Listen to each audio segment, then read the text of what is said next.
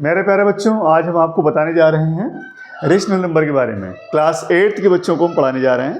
देखिए, ये rational number क्या है, आज हम इसके बारे में जानेंगे। तो रेशनल नंबर पहले हमें देखना है कि इसमें आपने जो भी नंबर अब तक पढ़े हैं, लगभग सारे नंबर रेशनल नंबर हैं। जैसे आपने नेचुरल नंबर पढ़े हैं। नेचुरल नंबर में 1, 2, 3, 4, 5 ये सब नेचुरल नंबर्स, जितने भी नेचुरल नंबर हैं ये सारे नंबर रेशनल नंबर्स हैं। और रेशनल नंबर क्या होंगे? जैसे होल नंबर, जैसे हम जीरो में, इसी में जीरो अगर शामिल कर दें तो वो भी रेशनल नंबर होगा। और जैसे हम यहाँ पे बात करें फ्रैक्शन नंबर की, जैसे 1/2, 2/3, ये सब भी रेशनल नंबर्स होते हैं। और जैसे हम पॉइंट की बात करें डेसिमल नंबर की, जैसे 1.2, 1.3 या 5.73, ऐसे कुछ इस तरह के जो नंबर्स होते हैं ये सारे नंबर भी रेशनल नंबर्स होते हैं। अच्छा, तो कौन सा नंबर रेशनल नंबर नहीं है या रेशनल नंबर होने की क्या शर्त है, उसको हम पहले समझेंगे। तो देखें, ये बात तो हमें पता है कि ये सारे नंबर रेशनल नंबर्स हैं, लेकिन कैसे हम जानेंगे कि रेशनल नंबर होते क्या हैं? तो इसके लिए हम एक मेन है कि कोई भी नंबर हो जिसे हम P/Q के फॉर्म में लिख सकें। ये सारे नंबर को हम P/Q फॉर्म में लिख सकते हैं। तो हर एक नंबर जिसको हम P/Q के फॉर्म में लिख सकते हैं वो रेशनल नंबर होता है। लेकिन यहाँ पर एक कंडीशन है कि Q जो है वो कभी भी 0 के इक्वल नहीं होना चाहिए और दोनों के कॉमन फैक्टर भी नहीं होने चाहिए। तो यहाँ पे Q जो है वो 0 के इक्वल नहीं हो सकता और P और Q दोनों ही इंटीजर होने चाहिए, यानी ये फ्रैक्शनल नंबर नहीं होने चाहिए।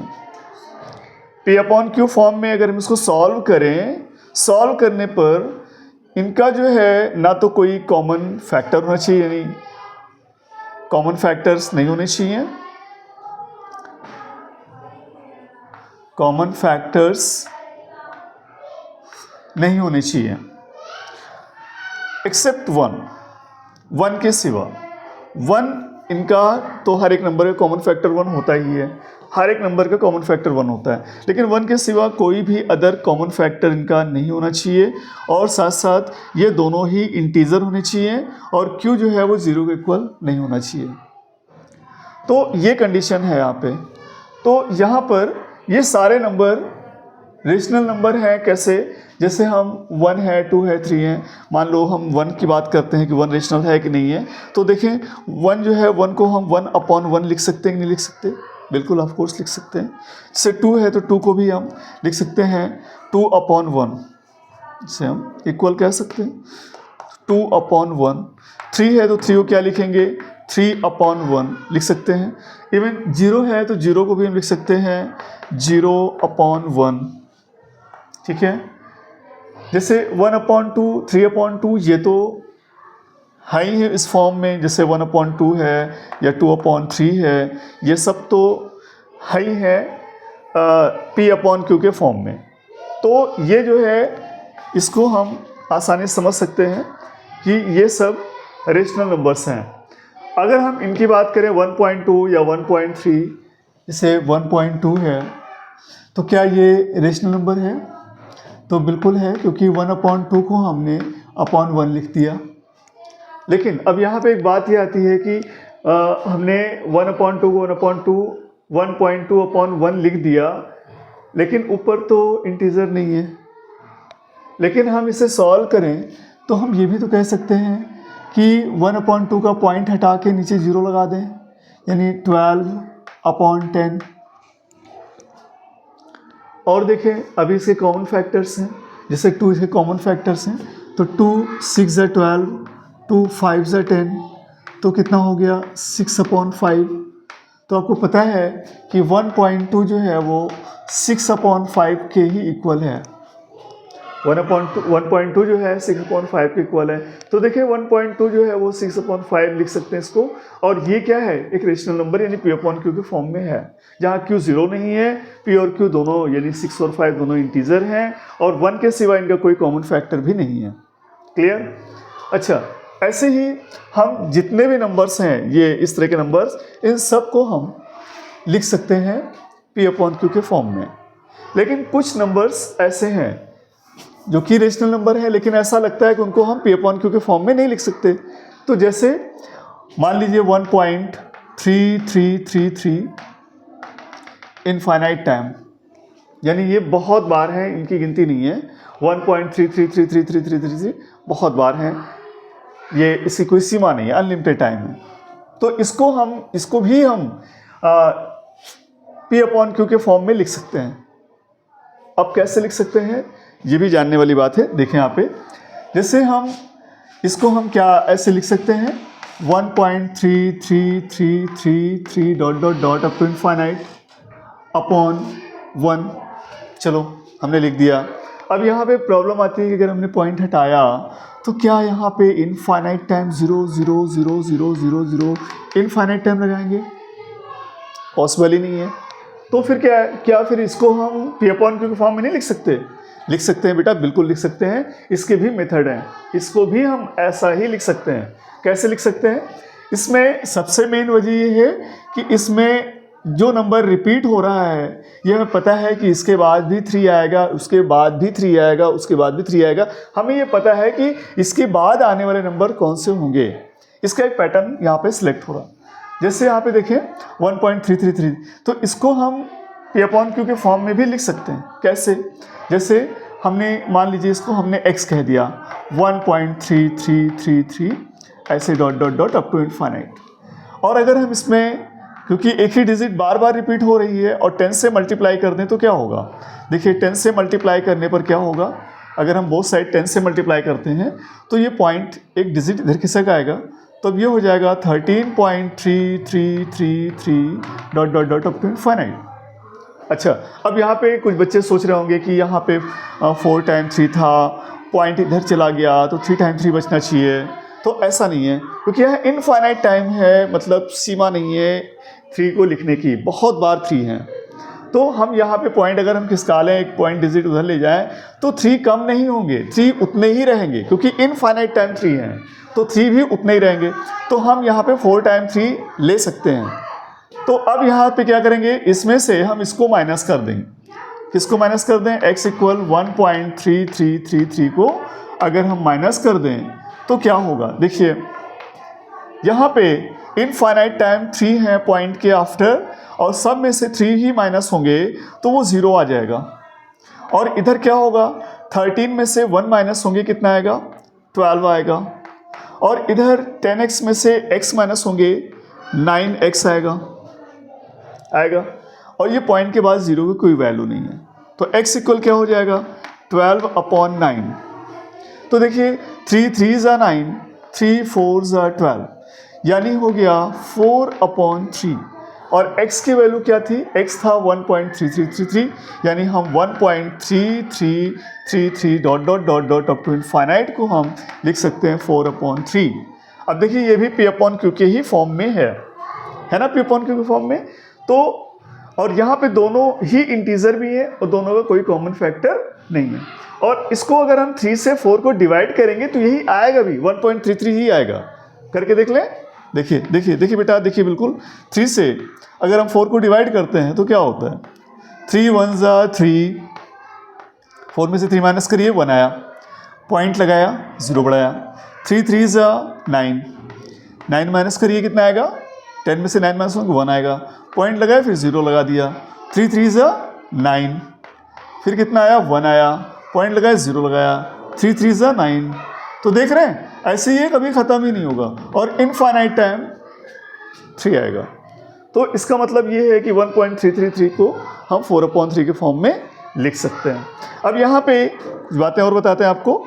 जैसे मान लीजिए 1.327 ऐसे कुछ आ रहा, यानी कुछ डिजिट्स बार बार रिपीट हो रही हैं, तो वो भी रेशनल नंबर होगा। जैसे 3 to 7, अब देखिए यहाँ पे 3 to 7, 3 to 7, 3 to 7 ये रिपीट हो रहा है। तो यहाँ पे भी हमें पता है कि इसके बाद 3 to 7 ही आएगा, 3 to 7 आएगा, 3 to 7 आएगा।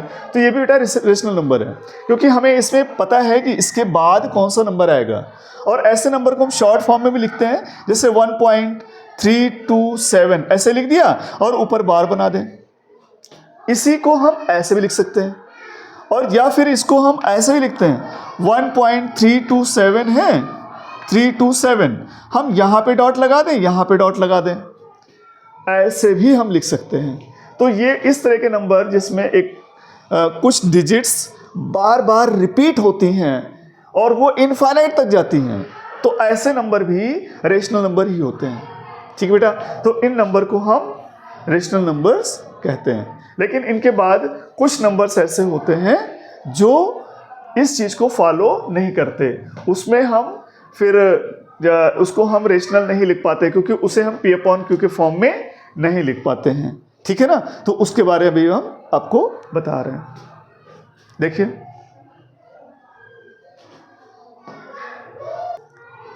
इसके बाद हम आपको बताते हैं कुछ नंबर्स ऐसे हैं जिनको हम P/Q के फॉर्म में नहीं लिख सकते, P/Q के फॉर्म में नहीं लिख सकते।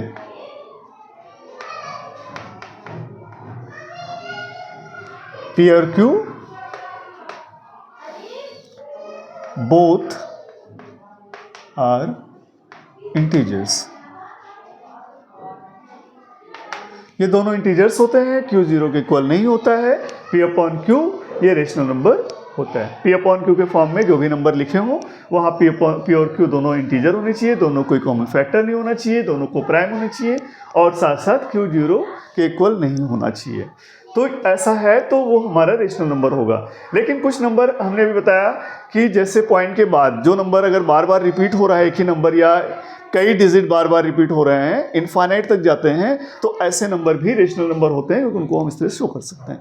लेकिन अभी कुछ नंबर्स ऐसे हैं जिनको हम P/Q के फॉर्म में नहीं लिख सकते, तो वो रेशनल नहीं होते, उन्हें इरेशनल बोलते हैं। जैसे अभी हम यहाँ पे कुछ नंबर लिख रहे हैं, जैसे देखिए हमने लिखा 1.2351710326100037 अप टू इनफाइनाइट। अब देखिए यहाँ पे कोई खास पैटर्न नहीं बन रहा, कोई एक खास नंबर नहीं है जो बार बार रिपीट हो रहा हो, या कई डिजिट हो जो बार बार रिपीट हो रहे हो।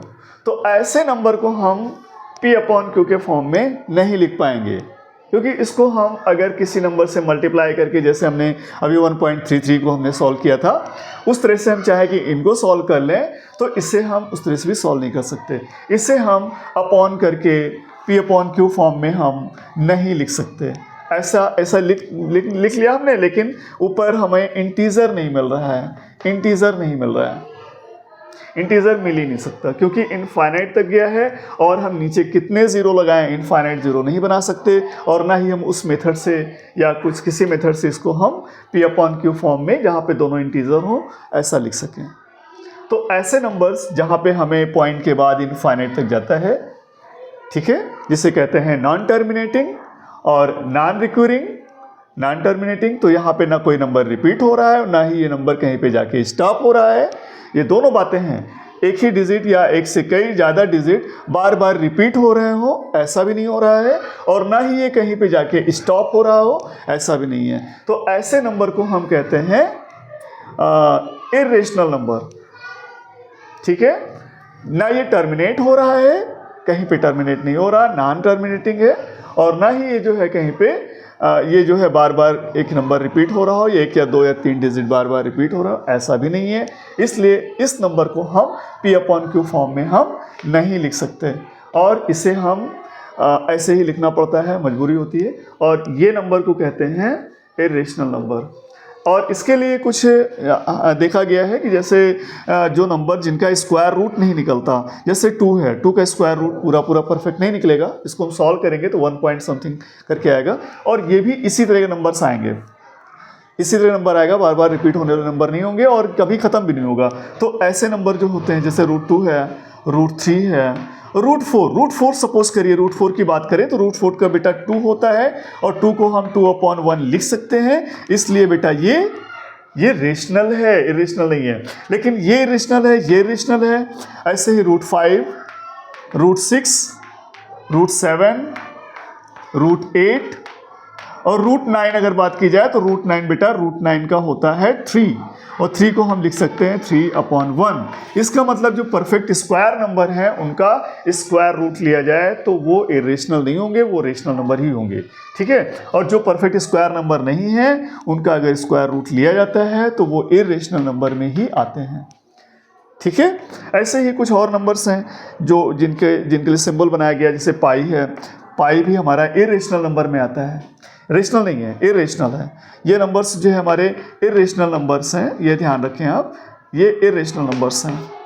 तो पाई भी इरेशनल नंबर है, ये भी इरेशनल नंबर है, पाई इरेशनल नंबर है, और ये जितने रूट में नंबर्स हैं ये भी इरेशनल नंबर्स हैं। एक और आपको मिलेगा ई मिलेगा, ये भी इरेशनल नंबर है। तो ये दोनों इरेशनल नंबर हैं जिनके सिंबॉलिक हैं, और बाकी ऐसे जो भी नंबर्स लिखे हों जो बार बार रिपीट नहीं हो रहे हों और टर्मिनेट नहीं हो रहे हैं, यानी इनफाइनाइट तक जाते हैं, तो ऐसे नंबर जो है इरेशनल नंबर्स होते हैं। तो इस तरह से हम रेशनल और इरेशनल की पहचान कर सकते हैं। ठीक है, हाँ देखिए बेटा, आज हम आपको बताने चल रहे हैं रेशनल नंबर। यहाँ पे जो आप क्लास 8 में पढ़ रहे हैं उसमें कैसे होगा। जैसे यहाँ पर आपको सब P/Q के फॉर्म में डायरेक्टली लिखे हुए नंबर मिलेंगे। जैसे मान लीजिए 2/3 लिखा हुआ है या -5/7 लिखा है ना। तो ऐसे कोई भी नंबर हो सकता है, पॉजिटिव नेगेटिव दोनों हो सकते हैं, या मान लीजिए -7/-11 ऐसा भी हो सकता है, और या मान लो 6/-17 ऐसा भी हो सकता है।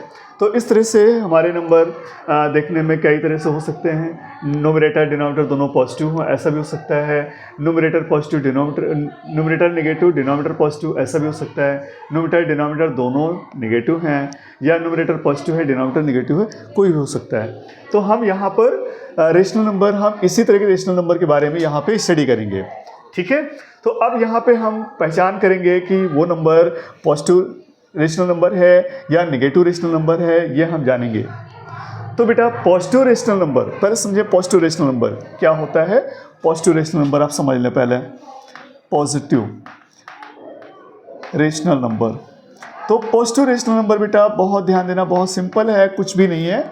पॉजिटिव रेशनल नंबर में स्पेशल क्या है कि ऐसा रेशनल नंबर, जैसे P/Q हमने लिखा, P/Q, तो ये है बेटा न्यूमरेटर, ये न्यूमरेटर है, और ये है डिनोमिनेटर। जो ऊपर होता है उसके ऊपर जो होता है फ्रैक्शन लाइन है, उसके ऊपर जो होता है वो न्यूमरेटर है, और उसके नीचे जो है वो डिनोमिनेटर है। तो यहाँ पे पॉजिटिव रेशनल नंबर के लिए, पॉजिटिव रेशनल नंबर, इसके लिए दोनों या तो पॉजिटिव होना चाहिए, या दोनों पॉजिटिव होना चाहिए, और या फिर दोनों ही नेगेटिव होने चाहिए। अगर दोनों पॉजिटिव हैं, numerator and denominator both are positive, तो वो पॉजिटिव रेशनल नंबर होगा। या numerator and denominator both are negative, तब वो भी पॉजिटिव रेशनल नंबर होगा। पॉजिटिव रेशनल नंबर तब होगा जब दोनों ही पॉजिटिव हो या दोनों ही नेगेटिव हो। ठीक है, और नेगेटिव रेशनल नंबर में क्या होता है बेटा। नेगेटिव रेशनल नंबर देखो, नेगेटिव रेशनल नंबर,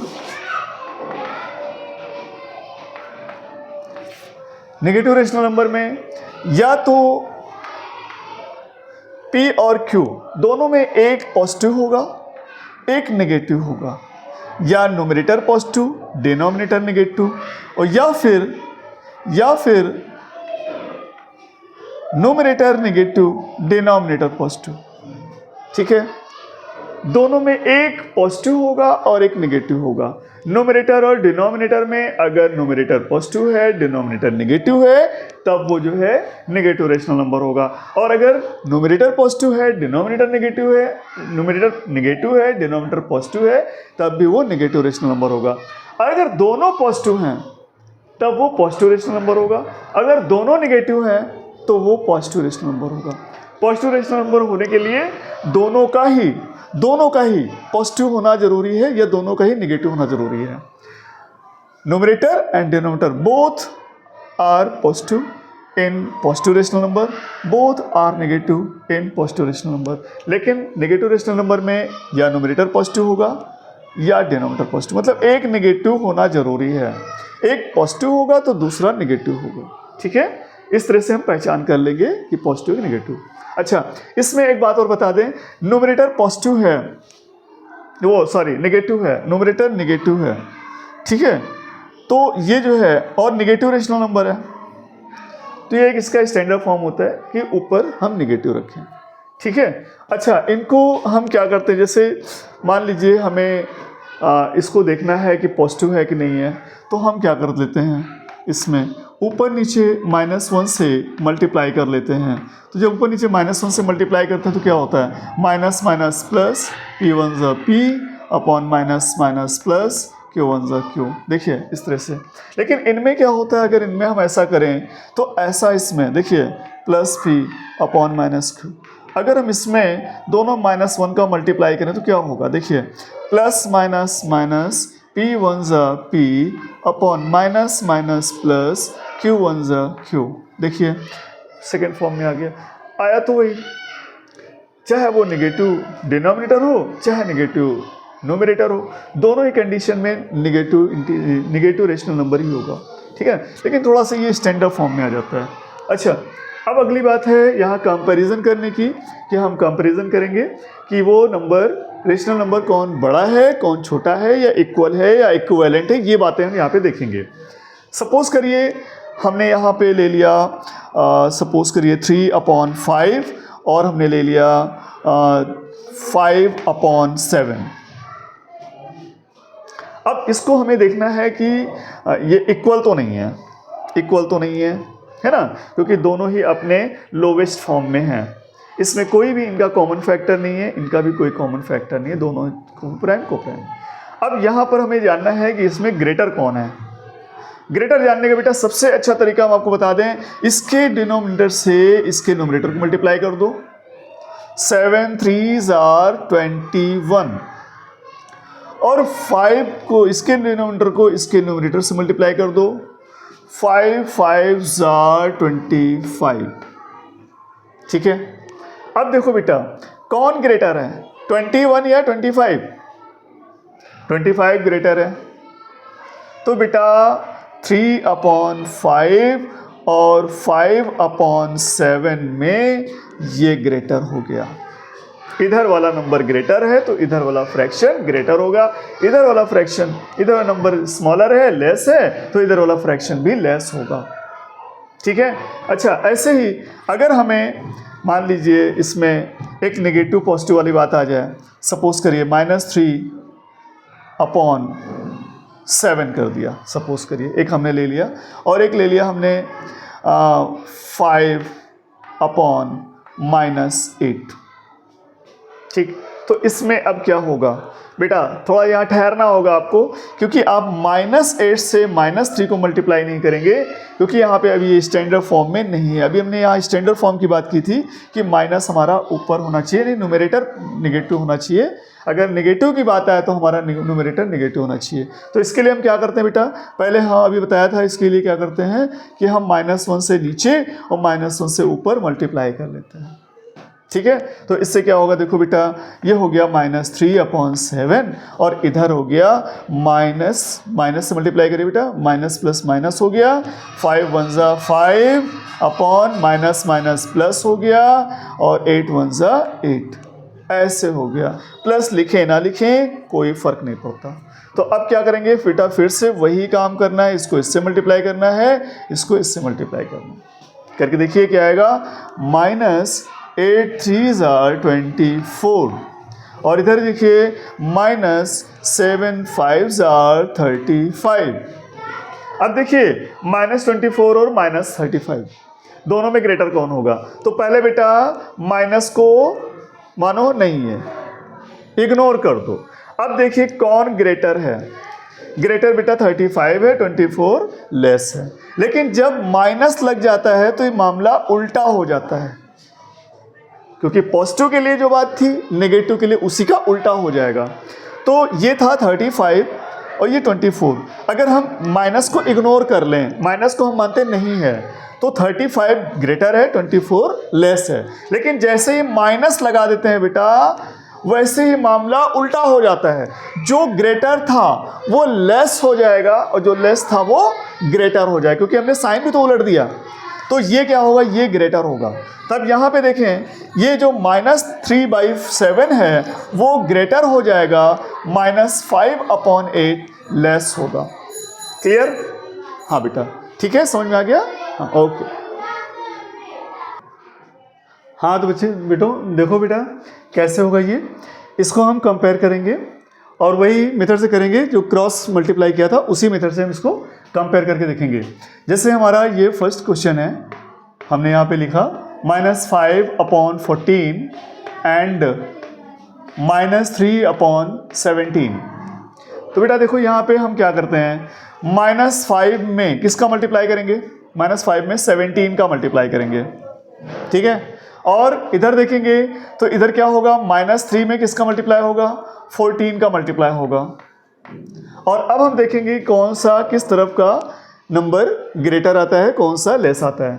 तो देखिए यहाँ पे इसका मल्टीप्लाई करेंगे तो क्या आएगा, -17 5 85 है ना, और यहाँ पे -14 3 42, ठीक है।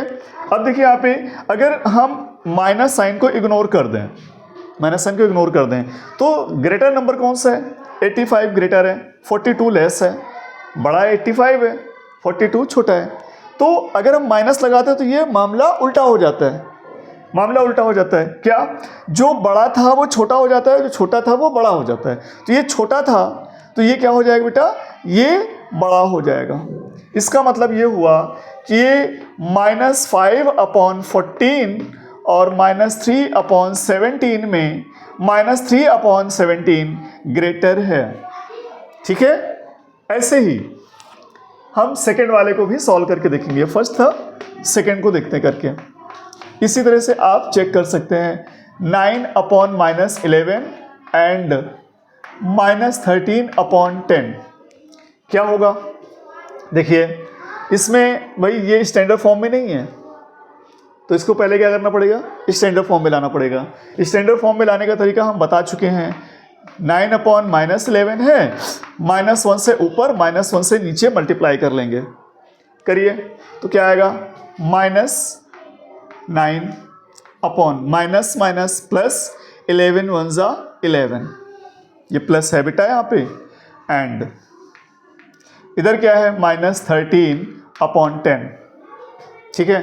तो अब सेम वही प्रोसेस यहाँ पे अप्लाई कर देना है। तो -9 में किसका मल्टीप्लाई होगा बेटा, -9 में 10 का मल्टीप्लाई होगा, और इधर -13 में किसका मल्टीप्लाई होगा, 11 का मल्टीप्लाई होगा। अब मल्टीप्लाई कर लो बेटा, क्या आएगा, -9 1 9 और 0 लग गया। इधर देखिए -13 1 13, 13 का 3 हो गया, कैरी 1 हो गया, 13 1 13 और 1 14 हो गया। क्लियर?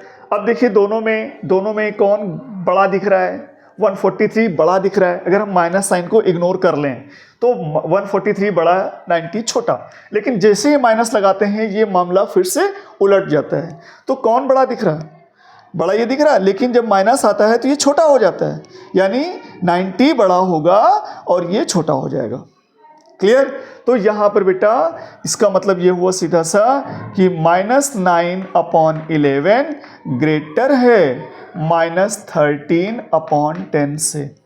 ठीक है, ये हमारा हो गया, राइट? हाँ, नोट कर लीजिए। हाँ देखो बेटा, अब की बार हम आपको ये जो क्रॉस मल्टीप्लाई कर रहे थे थोड़ा सा उससे हट के हम आपको बताने जा रहे हैं। जैसे यहाँ पे -7/15 और 11/-20 है, तो पहले तो हम इसे स्टैंडर्ड फॉर्म में ले आते हैं। स्टैंडर्ड फॉर्म में कैसे आएगा बेटा, -1 से नीचे और -1 से ऊपर मल्टीप्लाई करेंगे तो क्या हो जाएगा, -11 हो जाएगा और नीचे -20 हो जाएगा। ठीक है। अब हम क्या करेंगे, यहाँ पे एक मेथड और है बेटा कि इनके हम डिनोमिनेटर को सेम कर लें, डिनोमिनेटर को सेम कर लें। एक बात ध्यान रखें बेटा, ये बात को ध्यान से समझिए जरा, कि अगर कई नंबर्स लिखे हैं, सपोज करिए 5/7, 6/7, 3/7, 2/7, अगर ऐसा है यानी डिनोमिनेटर सेम है, ठीक है, डिनोमिनेटर सेम है, तो जिसका नोमिनेटर जितना बड़ा होगा वो फ्रैक्शन उतना ही बड़ा होगा, वो रेशनल नंबर उतना ही बड़ा होगा। जैसे इसमें अगर सबसे बड़े नंबर की बात की जाए तो 6/7, क्योंकि 6 सबसे बड़ा है। और इसके बाद कौन सा नंबर आएगा, इसके बाद नंबर आएगा 5/7 का, और इसके बाद कौन सा नंबर आएगा 3/7 का, और इसके बाद कौन सा नंबर आएगा 2/7 का नंबर आएगा। क्लियर। तो जो भी नंबर अगर डिनोमिनेटर सेम है तो जो नंबर ऊपर बड़ा होता है वही नंबर सबसे बड़ा होता है।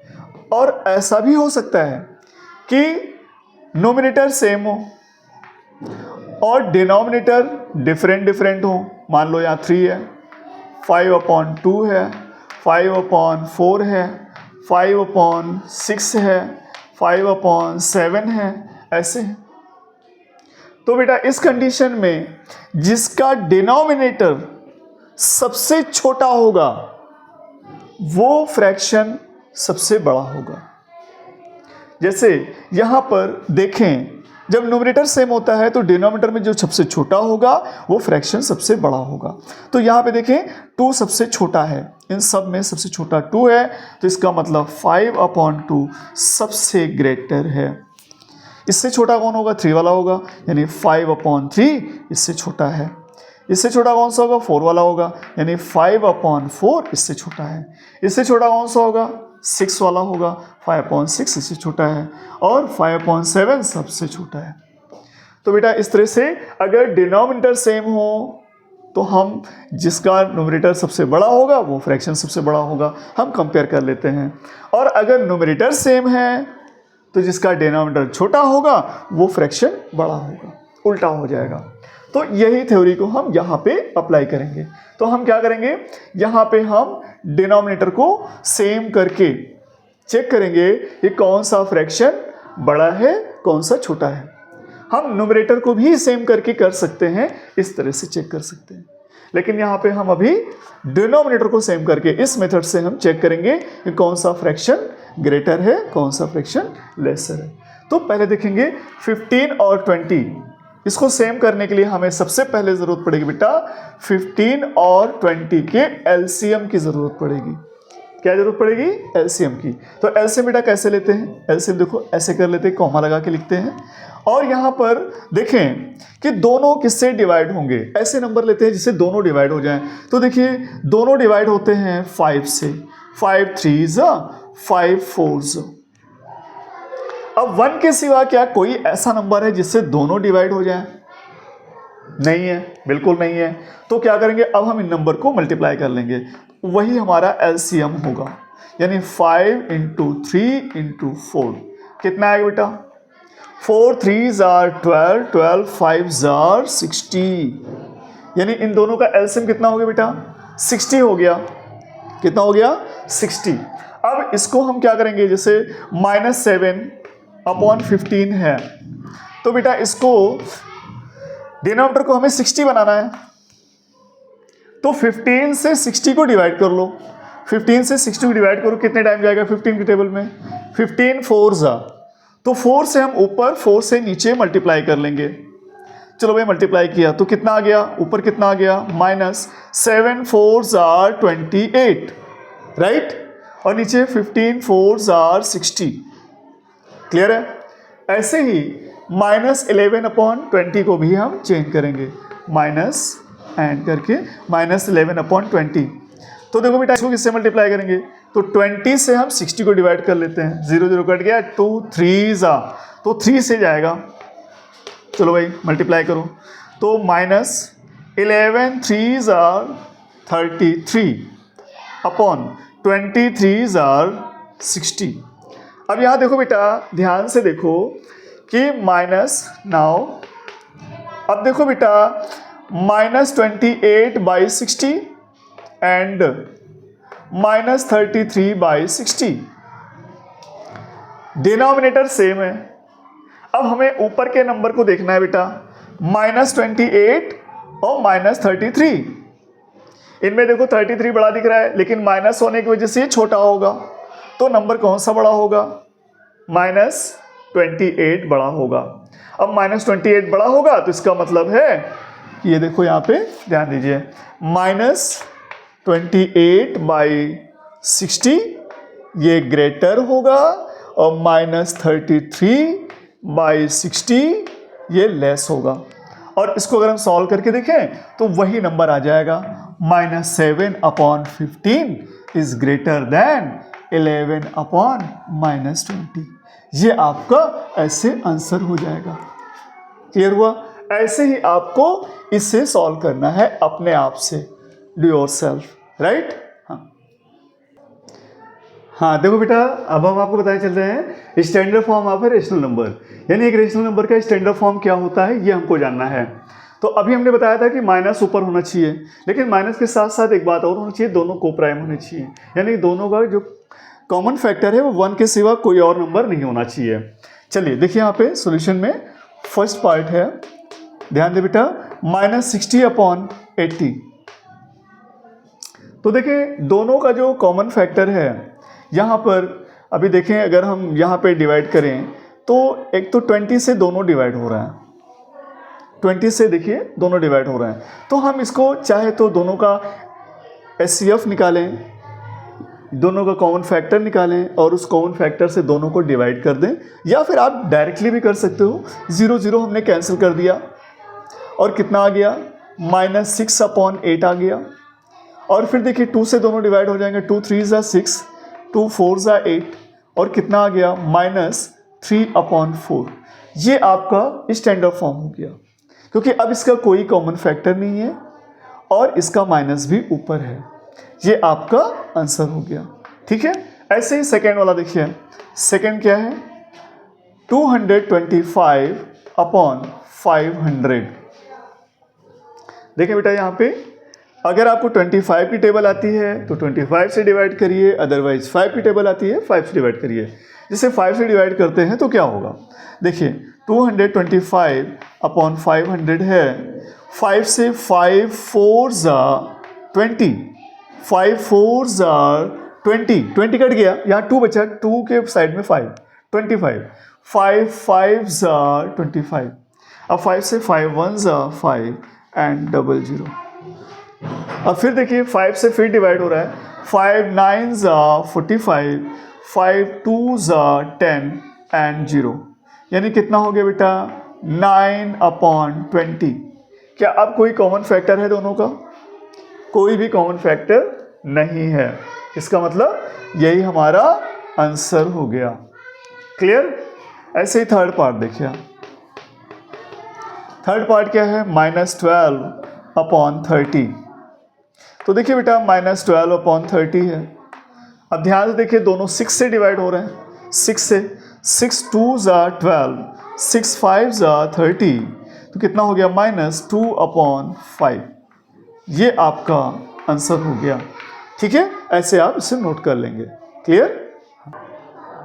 हाँ बेटा देखो, अब हम यहाँ पे जानेंगे कि एक रेशनल नंबर की एब्सोल्यूट वैल्यू हम कैसे निकालें, क्या होती है एक रेशनल नंबर की एब्सोल्यूट वैल्यू। तो बेटा एब्सोल्यूट वैल्यू का पहले मतलब समझ लें, इसका साइन होता है, ऐसे हम साइन लगा देते हैं, ये साइन लगाते हैं एब्सोल्यूट के लिए। जैसे मान लीजिए हमने लिखा यहाँ पे 3/5 और हमने यहाँ पे एब्सोल्यूट का साइन लगा दिया, तो ये 3/5 की एब्सोल्यूट वैल्यू है। एब्सोल्यूट वैल्यू का मतलब होता है कि हमें उसके सिर्फ नंबर को देखना है, उसकी सिर्फ वैल्यू को देखना है, उसके साइन को इग्नोर कर देना है, रिगार्डलेस साइन। तो उसका हम साइन को बिल्कुल भी नहीं लेंगे, सिर्फ और सिर्फ उसकी न्यूमेरिक वैल्यू को ही नोट करेंगे, यानी इसका सिर्फ और सिर्फ 3/5 ऐसे लिखा जाएगा। अब देखिए यहाँ पे एक बात समझें, जैसे मान लीजिए हमने लिखा -7/11 और इसका हमें एब्सोल्यूट वैल्यू निकालना है, तो बेटा कुछ नहीं करना, माइनस साइन को इग्नोर करना है, सिर्फ इसके न्यूमेरिक वैल्यू को नोट करना है 7/11। ये इसका एब्सोल्यूट वैल्यू होगा। -7/11 का एब्सोल्यूट वैल्यू क्या होता है बेटा? 7/11। ऐसे ही चलो हम कुछ देते हैं आपको, आप करके देखिएगा। -13/17, इसकी एब्सोल्यूट वैल्यू क्या होगी बताइए। और -5/19, इसकी एब्सोल्यूट वैल्यू क्या होगी, ये हमको आप कमेंट में बताइए। 7/-15, इसकी एब्सोल्यूट वैल्यू क्या होगी ये बताइए। और +3/-7, इसकी एब्सोल्यूट वैल्यू क्या होगी बताइए। और एक और बता दीजिए, -5/-11, इसकी एब्सोल्यूट वैल्यू क्या होगी, ये आपको कमेंट में बताइए। ओके बेटा।